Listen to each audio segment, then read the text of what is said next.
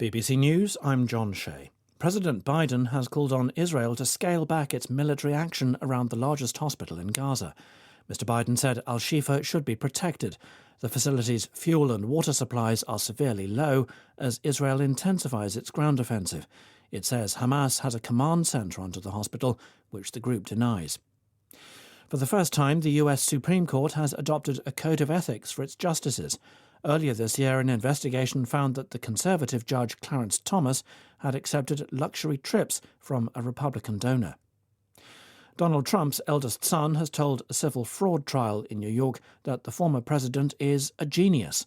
Donald Jr. was the first witness for the defense of the family's property company. He rejected a ruling that the Trump organization repeatedly inflated valuations to secure favorable loans. Marianne Trump Barry, the eldest sister of Donald Trump, has died. She was 86. The retired federal judge largely avoided the limelight during her brother's time in office. Brazil's president has enacted legislation that aims to combat racism and inequality at public universities. Half of all places will now be reserved for students of African or indigenous descent, for people with disabilities, or for those from lower-income families. Spain's Socialist Party has registered in Congress the controversial amnesty law that it negotiated with Catalan nationalists. The agreement was made in return for their support in forming a government. Ukrainian officials say Russian attacks have killed at least 2 people in the Kherson region.